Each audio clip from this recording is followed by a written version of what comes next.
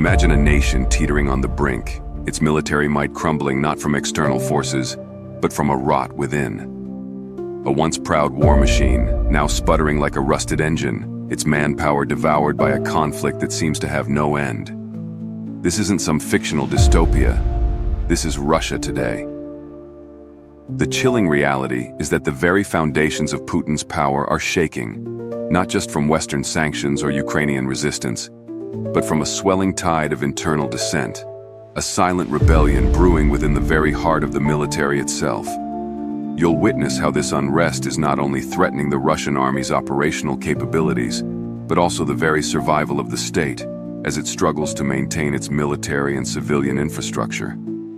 Get ready, because this story unfolds in 8 critical chapters, each revealing how close Russia is to a devastating implosion. Stay with us until the very end, because the conclusions we'll draw will dramatically reshape your understanding of the situation. Chapter 1. The Crumbling Foundation, Signs of Decay. Russia's war in Ukraine, initially touted as a swift special operation, has morphed into a relentless drain on the country's resources, both human and material. The constant need for more troops has left the labor market gasping for air, causing a severe economic downturn. Putin's partial mobilization in 2022, which conscripted 300,000 individuals, dealt a heavy blow to the Russian economy.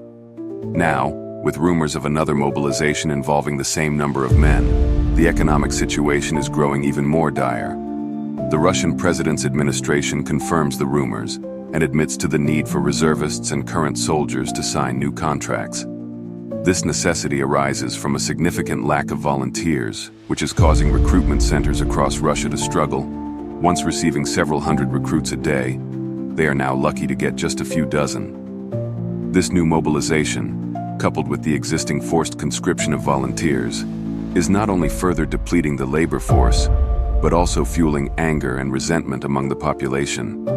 The military-industrial complex, a point of pride for Russia, is facing severe challenges. Reports are circulating that the military is increasingly relying on refurbished Soviet-era equipment, with approximately 80% of its gear coming from storage facilities. While Russian factories claim to be producing substantial numbers of tanks, armored vehicles, and missiles, the reality is that the majority of these are coming from old stock.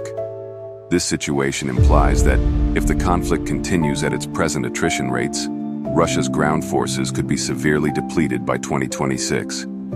The industrial sector is also struggling to produce advanced new weapon systems, such as the Su-57 fighter jet and the T-14 Armata tank, leading to reduced defense exports. Russia's share of the global arms trade has plummeted, and the country is finding it increasingly difficult to fulfill its existing contracts. Even after offering inflated salaries, defense enterprises are struggling to find enough workers, resulting in over 500,000 workers short. This problem has become so acute that defense officials now acknowledge the workforce is slowly preparing for collapse, highlighting the severity of the situation. The constant manpower shortage threatens Russia's ability to maintain a functioning military and sustain its war effort, a situation that could push Putin to the negotiating table. Chapter 2. The Economic Squeeze, the Price of War. The desperate measures taken by the Russian government to keep its war machine running are having severe consequences on the civilian economy. While the defense industry has managed to hire around 520,000 new workers, it's not enough. Russia needs around 160,000 specialists in the defense industry alone, with an overall shortage of roughly 400,000 workers in other sectors, totaling over 500,000 missing workers. This massive workforce deficit highlights a critical issue. The Russian economy is being cannibalized by the war. First Deputy Prime Minister Denis Manturov, who oversees the industrial sector, has projected that Russia will need more than 250,000 defense specialists by 2025, figures which are highly unlikely to be met.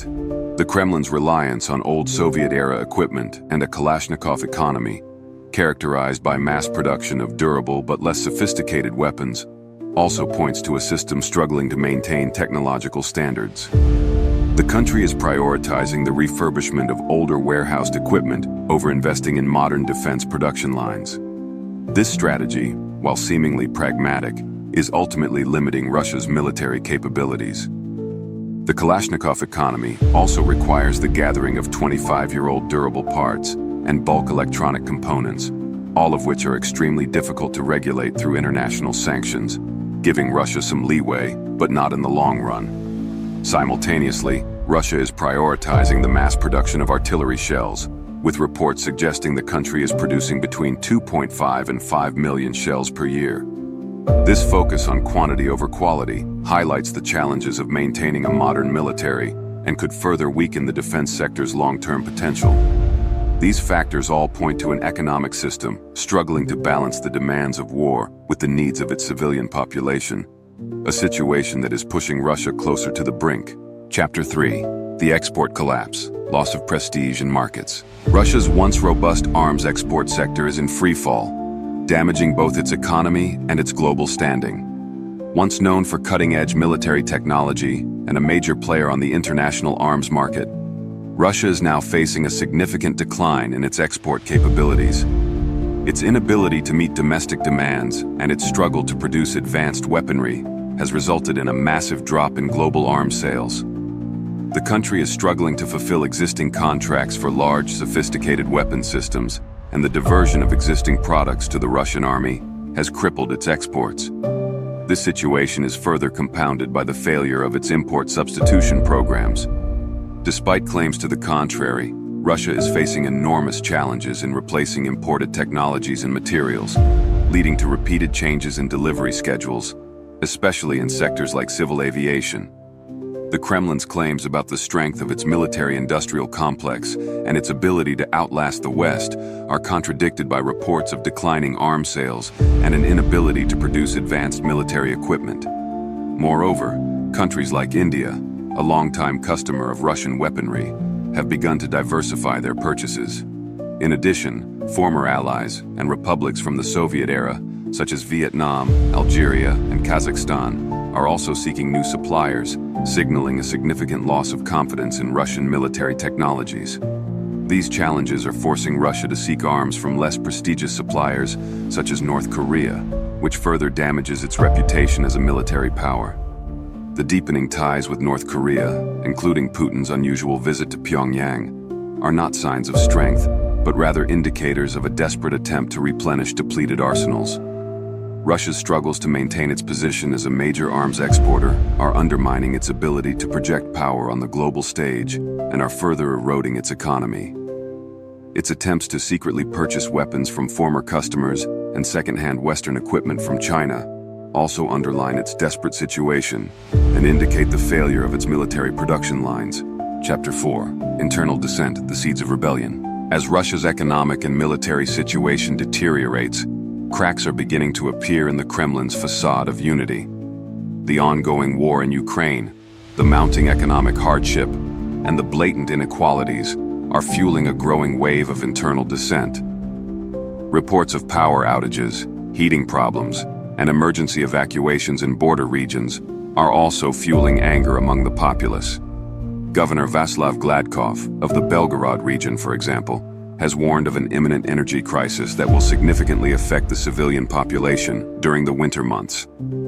Even in the Rostov region, emergency drills and inspections of local shelters have been put in place due to the threat of Ukrainian attacks, further revealing the instability and fear experienced by civilians. The increasing value of the US dollar against the Russian ruble, which has led to a drastic decrease in the currency's value, is causing frustration and resentment. Furthermore, the rising cost of living, including surging food and fuel prices, is driving a significant part of the population towards poverty. Russian citizens are no longer willing to see their money poured into the war and military expenditure. With the average monthly pension in Russia standing at around $220, many elderly citizens are struggling to meet basic needs, resulting in a growing sense of despair and hopelessness. The combination of rising prices, fuel costs, and inflation are affecting every aspect of Russian life, further contributing to the growing discontent among the Russian people. This dissatisfaction is not only limited to civilian life. Even within the military, morale is plummeting. Many soldiers no longer believe in the cause, and some are even secretly working for Ukraine, providing crucial information to the partisan network, Atesh, on the movements of troops and arms. The lack of conviction among the ranks, coupled with poor leadership, is causing many soldiers to prioritize their own survival over the war. These factors all point to a population and military increasingly disillusioned with Putin's leadership, creating an environment ripe for rebellion. Chapter 5. The Economic Tightrope. Sanctions and a War Economy. The Russian economy is precariously balancing on a tightrope, with the war and Western sanctions creating unprecedented instability. While Putin boasts of economic growth and job creation, the reality is that Russia's economy is increasingly dependent on military spending and is facing long-term instability. Russia's defense spending, which reached approximately $108 billion in 2023 and is expected to increase to 60% in 2024, represents an unprecedented 7.5% of its GDP. Furthermore, these figures account for 33% of the federal budget, showcasing a significant shift towards a war economy. Putin claims to have created 520,000 jobs in the defense sector, bringing the total to 3.5 million employees. However, this growth is also causing wider issues for the civilian economy, due to higher salary compensations and rising inflation. The Russian economy's GDP growth of 3% to 3.5% is also misleading, as it is mainly driven by defense spending and has very little positive effects on other sectors. While purchasing power parity suggests Russia's defense spending is much higher than the recorded dollar figures, allowing it to maintain some economic advantages, including lower salaries. This is not a sustainable strategy. The country also benefits from the high oil prices, trading at around $78 per barrel, which allow it to replenish its national welfare fund. Yet these advantages are temporary and can easily change due to tighter sanctions, such as the oil price cap. Russia's dependence on oil revenue also makes its economy very vulnerable to fluctuations in the energy market. Despite all of these financial difficulties, the Kremlin has attempted to adopt a Kalashnikov economy, concentrating on the mass production of more durable but less sophisticated weapons, with the refurbishment of older equipment in order to sustain their war effort. However, this has created major quality problems in military production. Sanctions are also impeding the import of crucial inputs for weapons manufacturing, causing further problems for the Russian defense industry. The combined impact of these factors is destabilizing the Russian economy and putting it on an unsustainable trajectory. Chapter 6. The cracks widen, public discontent. Public frustration is reaching a boiling point as the combined effects of war, economic hardship, and government repression begin to take their toll. The Bank of Russia's decision to raise interest rates to 21%, the highest level since 2003, has shocked many and has further highlighted the extent of the economic crisis. This move came after Russia's invasion of Ukraine and has severely affected local businesses and citizens by limiting borrowing power and consumer spending. The persistent food inflation has also put pressure on family budgets, with food prices rising as much as 11% between the summer of 2023 and July 2024, creating a food inflation crisis in the country. With essential food staples experiencing unprecedented year-on-year increases, many Russian families are now struggling to meet basic needs. Fuel costs are also continuing to rise despite government attempts to control them, further exacerbating the inflationary pressures. The situation is particularly grim for pensioners and those on fixed incomes, as their purchasing power continues to decline rapidly. Even construction costs have risen by approximately 7.3%, outstripping general inflation and hindering development. These inflationary trends, combined with a decrease in public services and social programs, are contributing to a rapidly deteriorating quality of life. Furthermore, while unemployment is not at record highs, the fact that 2 million people are unemployed and many more are working in the military or defense production sectors highlights the immense pressure on the Russian economy. All of these factors have increased anti-war sentiment among the public, who are increasingly vocal about their opposition to the conflict and its economic consequences. This resentment is further fueled by Putin's crackdown on dissent, leading to the arrest of individuals for expressing even mild criticism of the war. These repressive tactics have only served to further alienate Russian citizens and increase their desire for change. Chapter 7. A Nation Divided, the Path to Conflict. The Russian nation is increasingly divided, not just by the war, but by starkly different views on the country's future. Surveys show that more than half of the population is against the war in Ukraine, with an increasing number of soldiers working secretly for Ukraine or joining the Free Russian Legion. This growing opposition reflects the deep dissatisfaction with the war and the overall leadership, highlighting the internal tensions within Russian society. The Ukrainian special services have also established an extensive network of agents who are actively engaged in espionage and sabotage missions within Russia.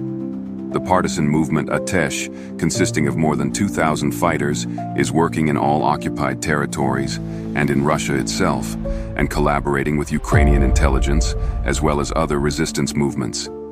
This group relies on local knowledge and are increasingly incorporating Russian soldiers in their ranks to gain information. It is not only the Ukrainian special forces operating in Russia. Many individual soldiers are joining the resistance groups, with reports of attacks and sabotage operations being conducted by Russians on Russian military infrastructure. These individuals are motivated by their disillusionment with the war and are looking for a more meaningful purpose. Many soldiers have lost their morale and their motivation to fight due to lack of belief in Putin's goals and are joining the resistance to disrupt the Russian military operations. The combination of internal discontent and external pressure is pushing Russia towards a breaking point. While it is impossible to predict the future, the combination of widespread repression, economic hardship, and a protracted war is setting the stage for potentially large-scale unrest. The Wagner Group rebellion in June 2023 is a recent example of how quickly internal divisions can turn into open conflict and how illusory the stability provided by the Putin regime really is. Chapter 8. The unforeseen outcome, a nation implodes. As we've seen, Russia is not the monolith it pretends to be. It's a nation fractured by internal dissent, crumbling under the weight of its war effort and teetering on the brink of collapse. The once powerful military machine is now sputtering, its manpower depleted, its resources strained, and its reputation tarnished. The economic gains made from the war are not reaching the ordinary citizen, who is suffering from massive inflation, loss of income, and uncertainty about the future. Western sanctions have severely complicated Russia's ability to finance all this, and they have also served to expose the true fragility of the Russian economy and the corruption of Putin's regime. As a result, increasing numbers of people are joining the resistance movement against the government. The signs of impending chaos are undeniable: the failing economy, the rising inflation, the increasing dissent among ordinary Russian citizens and within the military. Even more importantly, the fact that the Russian army is being undermined from within, with Russian soldiers turning on their own comrades, adds another dangerous dimension to the instability of the nation. The internal divisions, the lack of trust in Putin's leadership, and the growing desperation among the public are all pointing to a potentially explosive outcome. While the regime is desperately trying to suppress any sign of opposition, the tide seems to be slowly turning against Putin. The cracks in the facade of unity are becoming increasingly visible, and the question is no longer if the nation will fall apart, but when and how. But what if the disintegration isn't what everyone expects? What if, instead of a messy civil war, a silent coup unfolds, led by disillusioned military officers and business leaders who've had enough of Putin's mismanagement? These are the questions that are now on the table, and only time will tell how the future of this once great power will play out. The situation in Russia is volatile and rapidly evolving. The combination of internal and external pressures is creating an incredibly unstable environment. We've covered a lot today, and I hope you were able to keep up with the analysis that led to our conclusions. Remember, we will have our conclusions at the very end, so stay with us. The future is uncertain, but one thing is clear: Russia is in a state of profound crisis. Thank you for watching, and please don't forget to like, subscribe, and share this video to spread awareness about this important topic. Your support helps us bring you more analysis like this. Now, as we reach the end of this analysis, let's recap the main conclusions from today's video. First, we saw that Russia's military and economic infrastructure are in a terrible state after years of war and mismanagement. Second, Russia is more divided now than at any point in recent history, with increasing numbers of citizens opposed to Putin's war. Third, we noted that even the Russian military is being undermined from within, with soldiers turning against their own and working to subvert the state. Finally, we considered some scenarios for the future of the country, which could include not only civil war, but also a potential coup, which could see Putin being removed from power. The truth is, we are observing the collapse of a nation in real time, and there is very little we can do to change the outcome of what's to come. What we can do, however, is learn from this and continue to follow the story as it unfolds. So thank you again for watching, and make sure to like, subscribe, and share this video to spread awareness and allow us to continue providing you with this sort of unique content.